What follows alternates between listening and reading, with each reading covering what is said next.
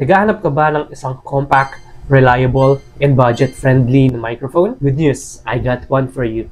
And this is the Curefly KFM01 wireless microphone. So, sulit nga ba to? Tara, pag-usapan natin. Bago tayo magsimula, I am trying to reach 2,000 subscribers. Kaya kung hindi ka pa nakakapag-subscribe, subscribe ka na. Thank you, and tara! So, nagustuhan ko dito is, bukod sa super lightweight siya, madali siyang igabit, and plug-and-play siya. So, isaksak nyo lang siya, and then you're good to go. No app needed, and no complicated pairing. So, bago lahat, i-unbox muna natin to. So, ito yung itsura ng kanyang box. Sa harap, makikita nyo yung Curefly and yung kanyang model na KFM01. And then, nandito na rin yung mga basic information niya. Like yung battery hours niya, na abot daw ng up to 45 hours. Anyway, ito yung itsura ng gilid ng box niya. And pinaka-importanting part ng box is itong sa likod.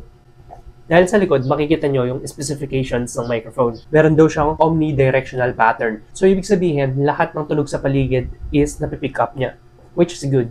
And then, yung magandang feature din ito is supports recording while charging. Mamaya, papakita ko sa inyo kung paano nag-work yan. Tapos, meron daw siyang battery life na 48 hours with 4 charging cycles. And charging time is less than 1.5 hours. So, I think yung tinutukoy niya ditong charging time is para sa kanyang charging case. So, tara, unbox na natin. So, pagkabukas ng box, makikita nyo na meron na agad siyang lalagyan.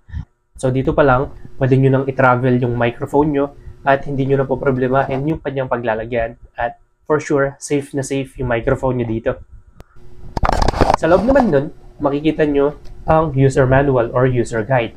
And then, meron tayong USB to Type-C na charging cable. And meron tayong dalawang magnetic pendant kung gusto nyong ikwintas itong wireless lapel. Punta naman tayo sa mismong microphone itself. So makikita nyo, Curefly, and then meron tayong smart display dito. Dito, makikita natin yung remaining charge ng charging case itself. And also makikita nyo kung nag-charge ba yung wireless lapel nyo.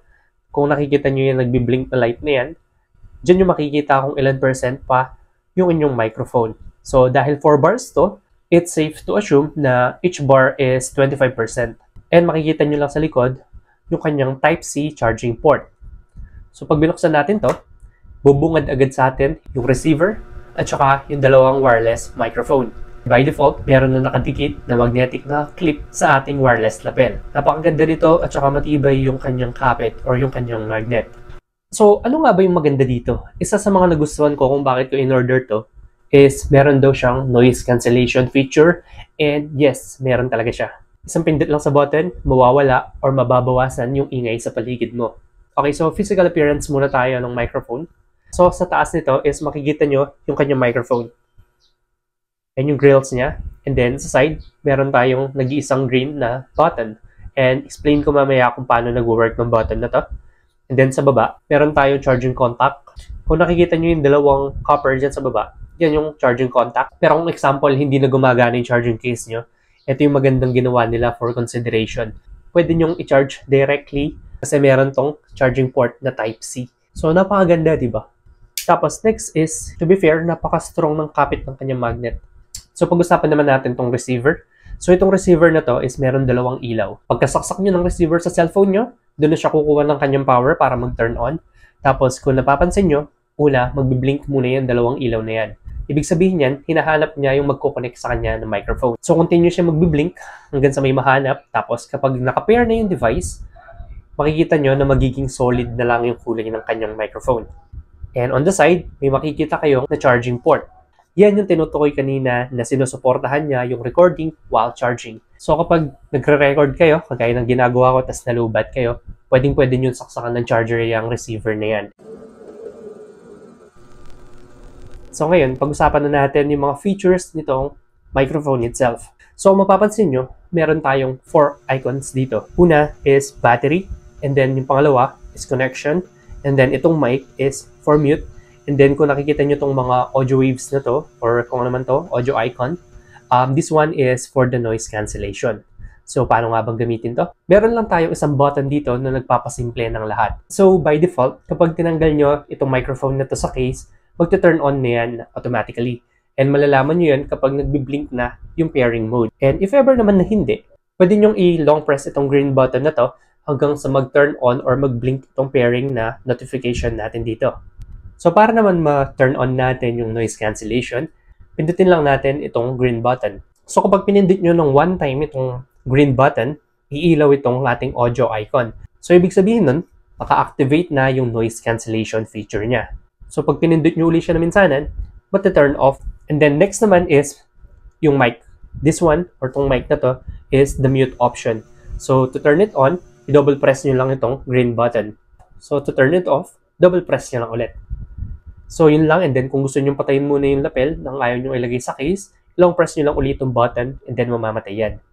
Also, battery indication is, it indicates kung okay pa ba yung battery nyo or kapag low bat na. Kapag kulay red na yung indication or indicator, low bat na yan. Pero kung hindi pa siya low bat, hindi siya magbe-blink or walang kahit anumang ilaw.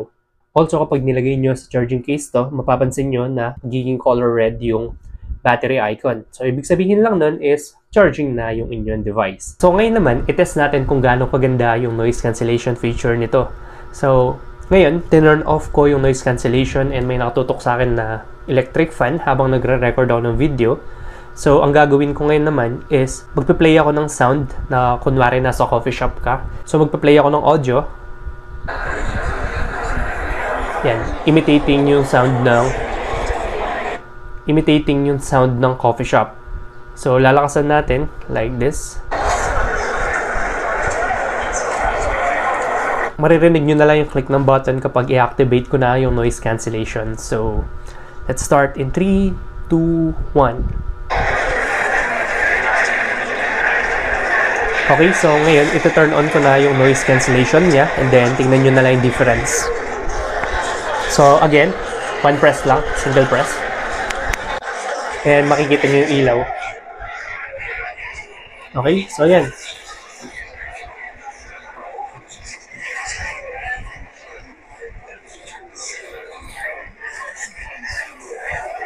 So maingay, no? So para ma-compare natin, ito-turn off ko ulit yung noise cancellation. So, 3, 2, 1. So, ayan yung standard mode ulit. Okay? And then last, ito turn on ko ulit yung noise cancellation. In 3, 2, 1. So, yan. Naka-turn on na uli yung noise cancellation. So, yun lang yung pwede nating i-test muna so far. So, yeah. So far, so good. And then, yung nagustuhan ko dito is, dalawa siya. For 800 plus lang. Dalawa na yung microphone na makukuha nyo na parehong may noise cancellation. And, matagal yung kanyang battery life. Tapos may kasama pang mga accessories and yung case. And again pala, may nakalimutan akong i-test, yung mute naman niya. So again, to activate the mute, double press lang natin yung green button. Okay? Just like this.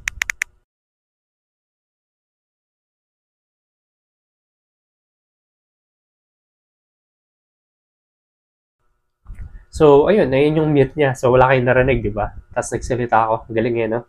Pero anyway, double press nyo lang siya, magte-turn on yung mic icon. So, that is the mute icon. So, yun lang for this video. So, gamit ko pala tong microphone na to sa pag-record ng buong video to from the start hanggang sa end. So, kung nagustuhan nyo yung quality nito, again, yung link nasa description box lang kung saan ko na-order tong microphone na to. So, don't forget to subscribe and share nyo na rin to sa mga kaibigan nyo na naghahanap ng maaasahan na murang wireless lapel. Thank you for watching and bye for now.